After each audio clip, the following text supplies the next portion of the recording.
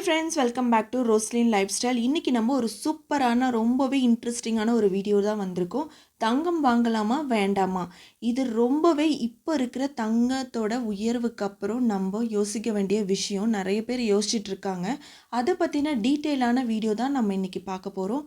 வாங்க வீடியோக்குள்ளே போகலாம். அதுக்கு முன்னாடி இதான் நீங்கள் ஃபஸ்ட் டைம் நம்ம சேனலை பார்க்குறீங்கன்னா ப்ளீஸ் சப்ஸ்கிரைப் பண்ணிக்கோங்க. அப்போ தான் நான் போடுற எஃபெக்ட்டு எனக்கு ரொம்ப மோட்டிவேஷனாக இருக்கும்.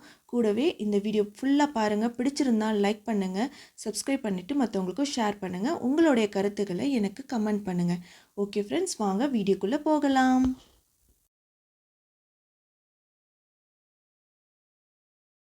ஃபஸ்ட்டு பாயிண்ட் பார்த்தீங்கன்னா, கண்டிப்பாக தங்கம் வாங்க வேண்டும். என்னடா டாப்பிக்கில் வாங்கலாமா வேண்டாமான்னு சொல்லிட்டு இப்போ உடனே ஃபஸ்ட்டு டாப்பிக்லேயே வாங்க வேண்டும்னு சொல்கிறேனேன்னு யோசிக்கிறீங்களா? நம்ம பெண்களோட லைஃப்பில் மிக முக்கியமான பங்கு தங்கம் தாங்க. எவ்வளவு தங்கம் ஜாஸ்தி ஆனாலும் ஜுவல்லரி ஷாப்பில் நீங்கள் கூட்டம் இருக்கிறத நம்ம பார்க்க முடியுது. நீங்கள் சொல்லலாம் பணம் இருக்கிறவங்க வாங்குறாங்கன்னு. அப்படி நீங்கள் நினைக்கவே கூடாது, எப்பவும் சொல்லவும் கூடாது. நம்மக்கிட்டேயும் பணம் இருக்குது, அதை எப்படி யூஸ் பண்ணி நம்ம தங்கம் வாங்கணும்னு யோசித்து பார்க்கணும். தங்கங்கிறது செலவு கிடையாதுங்க, ஒரு இன்வெஸ்ட்மெண்ட்டு. அப்போது அதை எவ்வளவு ஜாஸ்தியானாலும் அதை வாங்கணும், எப்படி வாங்கணும்னு தான் யோசிக்கணும். அதனால் இதை வாங்கணுமா வேண்டாமான்னு யோசிக்காதீங்க. தங்கம் விலை ஜாஸ்தி ஆகிட்டு தான் இருக்கும். அதுக்கு நம்ம எப்படி சேவ் பண்ணி நம்ம வாங்கலாங்கிறத மட்டும்தான் நம்ம இப்போ யோசிக்கணும். நெக்ஸ்ட் பாயிண்ட் பார்த்திங்கன்னா, பல நாள் சேமிப்பு ஒரு நாள் பலன் சொல்லுவாங்க. இதை நீங்கள் நிறையா விஷயங்களில் கேட்டிருக்கலாம். அதே மாதிரி தான் இப்போ நான் என்ன சொல்கிறேன்னா, இன்றைக்கி நீங்கள் கொஞ்சம் கொஞ்சமாக சேர்த்து வைங்க. நம்ம உடனே போய் காசு இருக்கிறவங்க இன்றைக்கி மொத்தமாக கொடுத்து வாங்குறாங்க. ஆனால் நம்மளால் முடிஞ்சது சிறுக சிறுக சேமித்து தான் ஒரு பொருளை அடைய முடியும். ஒரு பொருள் நமக்கு வேணும்னா அதுக்கான எஃபெக்ட் நம்ம கொடுக்கணும். அப்போது நம்ம கொஞ்சம் கொஞ்சமாக காசு சேர்த்து வச்சு நம்ம வாங்கலாம். அதில் ஒரு பெரிய தப்பும் கிடையாது. இன்னும் கொஞ்சம் டைம் ஆக போகுது, அவ்வளோதான். இந்த நம்ம வேலைக்கு எங்கேயாச்சும் போகிற சில்லற காசை வச்சு கூட நான் தங்க நகை வாங்கியிருக்கேங்க. 4 கிராம் தங்க நகை சில்லற காசை வச்சு நான் வாங்கியிருக்கேன். ஒரு ரூபாயாக சேர்த்து வச்ச உண்டியல் காசு. அதோட வீடியோலாம் நான் இதுக்கப்புறம் வரதில் நான் உங்களுக்கு அப்லோட் பண்ணுறேன். உங்களுக்கு ரொம்பவே மோட்டிவேஷனாக இருக்கும். ஸோ அந்த மாதிரி நம்ம பண்ணலாம். தேர்ட் ஒன் பார்த்திங்கன்னா, தங்கம் வாங்க இப்படி பிளான் பண்ணலாம். தங்கம் வாங்குறதுக்கு எப்படிலாம் நான் பிளான் பண்ணியிருக்கேன், எப்படியெல்லாம் நான் யூஸ் பண்ணிகிட்ருக்கேங்கிற விஷயத்த சொல்கிறேன் பாருங்கள். இதில் 2 விஷயம் இருக்குது. ஒன்று பார்த்திங்கன்னா கோல்டு ஸ்கீம், இன்னொன்று கோல்டு பாண்டு ஸ்கீம் அப்படிங்கிறது, சர்வரிங் கோல்டு பாண்டுன்னு இருக்குது. இதில் நான் ஒரே ஒரு விஷயத்தை தான் நான் பண்ணிகிட்ருக்கேன். கோல்டு ஸ்கீம் மட்டும்தான் பண்ணிகிட்ருக்கேன். ஏன்னா நம்மளால் முடிஞ்சதை மட்டும் பண்ணலாங்க. எல்லாமே இருக்கிற இன்வெஸ்ட்மெண்ட் எல்லாமே பண்ணணுங்கிற அவசியம் கிடையாது. நம்மளால் என்ன முடியுமோ அதை பண்ணலாம். இப்போ கோல்டு ஸ்கீம் பார்த்திங்கன்னா, நம்மளால் அதில் எவ்வளோ அமௌண்ட் போட முடியுமோ மினிமம் 1000 ருபீஸ்லேருந்தே இருக்குது. 1000 ருபீஸ் நீங்கள் ஒரு 11 மாதம் கட்டுனா 11,000 ரூபாய்க்கு அந்த இதுக்கு எவ்வளோ தங்கம் வருதோ அதை வாங்கிக்கலாமே. நம்ம மொத்தமாக ஒரு இடத்துல கொடுத்து வாங்க முடியாது. அப்போது நம்ம கொஞ்சம் கொஞ்சமாக சேர்த்து வைக்க போகிறோம். இந்த காசை சேர்த்து வச்சு நம்ம அந்த காசை வீட்டில் வச்சோன்னா கண்டிப்பாக நம்மக்கிட்ட இருக்குமா? ஏதாவது ஒரு செலவுக்கு கண்டிப்பாக நம்ம எடுப்போம். அதே நீங்கள் ஒரு ஸ்கீமாக போட்டு மாதம் மாதம் கட்ட பழகுங்க. இன்றைக்கி 1000 ரூபாய் தொடங்குங்க. நான் ஃபஸ்ட் டைம் 1000 ரூபாயில் தாங்க ஸ்டார்ட் பண்ணேன். ஆனால் இன்றைக்கி பார்த்தீங்கன்னா நான் 5000 ரூபாய் பண்ணிகிட்ருக்கேன். நான் 5000 ரூபாய் இது தேர்ட் டைம் பண்ணிகிட்ருக்கேன். நான் பண்ணும்போது ஒரு கிராமோட 5000 ரூபாய் நான் போடும்போது 4640 ரூபா சம்திங் அவ்வளோதாங்க இருந்தது. என்னால் அப்போது நான் 5000 ரூபாய் போடும்போது 1.5 பவுன் கிட்டே என்னால் எடுக்க முடிஞ்சுது. அதே நான் இப்போ 5000 ரூபாய் போடுறேன். ஆனால் என்னால் அந்த அளவுக்கு எடுக்க முடியல. லாஸ்ட் டைம் போடும்போது 1 பவுன் கிட்ட நான் எடுத்தேன். 1 பவுனு 900 மில்லி அந்த சம்திங் எடுத்தேன். ஆனால் இப்போ அந்தளவுக்கு எடுக்க முடியாது. சர்வரிங் கோல்டு பாண்டு பார்த்திங்கன்னா, நம்ம மொத்தமாக இன்வெஸ்ட் பண்ண முடியும் அப்படின்னா அப்படி பண்ணலாம்.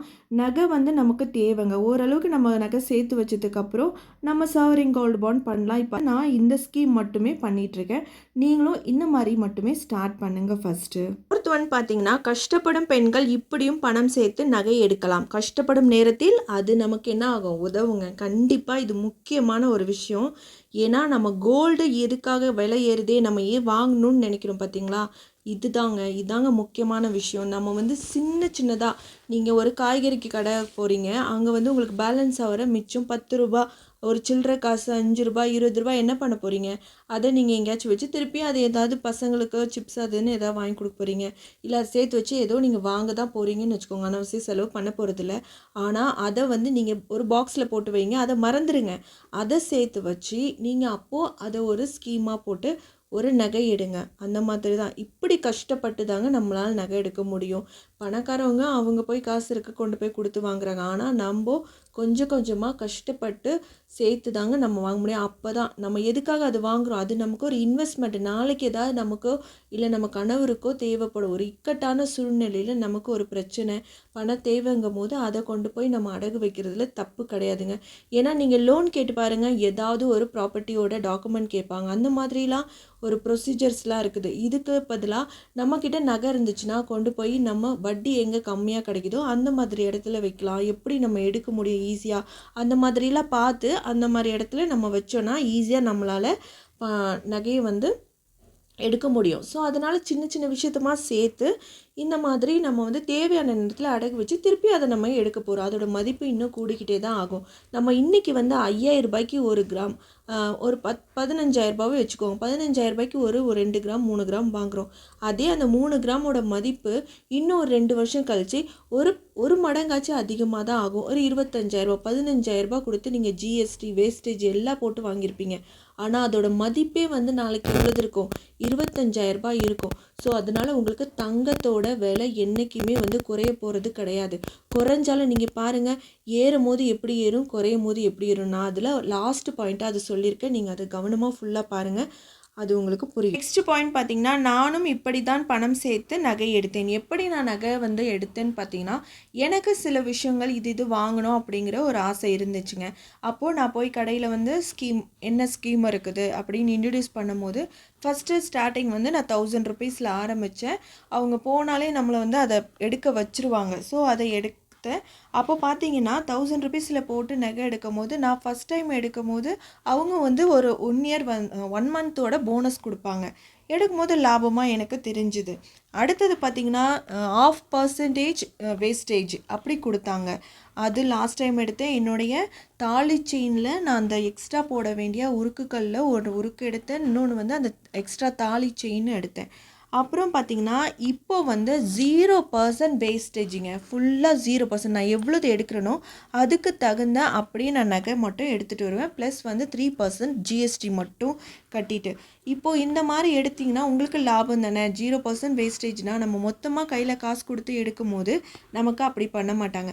ஆனால் இதே இந்த மாதிரி ஸ்கீம் மூலயமா பண்ணும் போது அப்போது நமக்கு அந்த 0% கிடைக்கிது. இதிலே 50% வேஸ்டேஜ் கிடைக்கிது. அப்போது வந்து அதில் வந்து அவங்க 1 மந்த்து வந்து எக்ஸ்ட்ரா போனஸ் கொடுப்பாங்க. 0% வேஸ்டேஜில் வந்து அவங்க எக்ஸ்ட்ரா போனஸ் 1 மந்த்து கொடுக்க மாட்டாங்க. அதுதான் விஷயம். அவங்களுக்கும் அதில் லாபம் இருக்கணும், நமக்கும் அதில் பெனிஃபிட்டாக பார்த்து கொடுக்குறாங்க. அப்படிங்கும் போது நமக்கு இந்த மாதிரி எடுத்து தான் நான் வந்து நகை எடுத்தேன். பாயிண்ட் பார்த்தீங்கன்னா, மற்ற செலவுகளை குறைத்து நகை வாங்க வேண்டும். மற்ற செலவுகள்லாம் என்னென்னா, நம்ம எப்படியுமே வந்து பட்ஜெட் போடுவோங்க. பட்ஜெட் போட்டு நம்ம வந்து வாழ்க்கையை நடத்தணும். அப்படி பட்ஜெட் போடும் போது எனக்கு இந்த வெளியில் போகிறது, எக்ஸ்ட்ரா வெளியில் வாங்கி சாப்பிட்றது, அந்த மாதிரி காசெல்லாம் வந்து என்கிட்ட கொடுத்துருங்க அப்படின்னு சொல்கிறது, இல்லை நான் எக்ஸ்ட்ரா ஏதாவது வாங்குறது, அந்த மாதிரி விஷயத்தெல்லாம் அந்த காசெல்லாம் சேர்த்து நகை வாங்குறதுக்காக நான் அதை வந்து ஸ்கீம் போட ஸ்டார்ட் பண்ணிட்டேன். 1க்கு 2 ஸ்கீமு, ஒரு ₹1000 போட்டு ₹2000 அப்படிங்கிற மாதிரி ஸ்டார்ட் பண்ண ஆரம்பித்தேன். இந்த மாதிரிலாம் தான் நீங்கள் பண்ணணும். நெக்ஸ்ட்டு பார்த்தீங்கன்னா, சீட்டு போட்டேன்னு சொன்னேன் பார்த்தீங்களா, அது வந்து நான் ஃபஸ்ட்டு ஆகஸ்ட் மாதம் போடும்போது, இப்போ போட்டிருக்க சீட்டை பற்றி நான் சொல்லிகிட்ருக்கேன். ஆகஸ்ட் மாதம் நான் போடும்போது அப்போ தான் நான் போட்டேன். ₹6470 இருந்துச்சுங்க ஒரு கிராமு. அதே நெக்ஸ்ட்டு மந்த்து போடும்போது, நெக்ஸ்ட்டு மந்த்து நான் 10th கட்டியிருக்கேன். அப்போ பார்த்திங்கன்னா ₹6680 இருக்குது ஒரு கிராமு. பார்த்திங்கன்னா 2க்கும் வந்து ₹120 சம்திங் வந்து டிஃப்ரெண்ட் இருக்குது. இப்போது இந்த மந்த் வந்து அதே மந்தில் 10 டேஸ் தான் எக்ஸ்ட்ரா இருக்குது. இன்றைக்கி உள்ள தங்க ரேட்டு பார்த்தீங்கன்னா ₹7100 இருந்துச்சு ஒரு 2 நாள் முன்னாடி, 28ஆம் தேதி செப்டம்பர் பார்க்கும்போது. அதோட ஸ்க்ரீன்ஷாட்டை இதெல்லாம் நான் உங்களுக்கு அட்டாச் பண்ணியிருக்கேன். வந்து ரூ. 102 இருந்துச்சு. இப்போ 30ஆம் தேதி செப்டம்பர் பார்த்தீங்கன்னா ரூ. 7,080 இருக்குது 1 கிராமு. எவ்வளோது நமக்கு வந்து கம்மியாயிருக்கு பாருங்கள், ரூ. 20. ஏறும்போது ரூ. 400 ரூ. 200 ஏறுறது, இறங்கும் போது ரூ. 15 ரூ. 20 இப்படி தான் இறங்குது. அதனால இப்போ வந்து நகை விலை இறங்கவே இறங்காதுங்க, ஏறுறதான் செய்யும். ஏறுறது அதிகமாக இருக்கும், இறங்குறது கொஞ்சமாக தான் இருக்கும். அதனால நீங்கள் இப்போவே வந்து நகைகளை வாங்க ஸ்டார்ட் பண்ணுங்கள். நீங்கள் மொத்தமாக நகை கொடுத்து வாங்கணும், மொத்தமாக காசு கொடுத்து வாங்கணும்னு அப்படி யோசிக்காதீங்க, அப்படி பயப்படாதீங்க. நீங்கள் வந்து கொஞ்சம் கொஞ்சமாக சேர்த்து வாங்குங்க. நம்மளால் வந்து ஒரே வருஷத்தில் 1 பவுன் எடுத்துடலாம், ஒரே வருஷத்தில் 4 பவுன் எடுத்துடலாம், அதெல்லாம் வேணாம். கொஞ்சமாக சேர்த்தே வாங்க. நம்மளாலேயும் தங்கம் வாங்க முடியும். தங்க விலை அதிகமாகுதுன்னு யாரும் கவலைப்பட வேணாம், நம்மளாலையும் வாங்க முடியும். ஓகே ஃப்ரெண்ட்ஸ், இந்த வீடியோ உங்களுக்கு ரொம்ப யூஸ்ஃபுல்லாக இருக்கும்னு நான் நம்புகிறேன். பிடிச்சிருந்தால் லைக் பண்ணுங்கள், நம்ம சேனலை மற்றவங்களுக்கு ஷேர் பண்ணுங்கள், உங்களுடைய கமெண்ட்டை எனக்கு கமெண்ட் பண்ணுங்கள். ஓகே ஃப்ரெண்ட்ஸ், ப்ளீஸ் சப்ஸ்கிரைப் பண்ணிக்கோங்க. பாய். இன்னொரு வீடியோவில் உங்களை சந்திக்கிறேன்.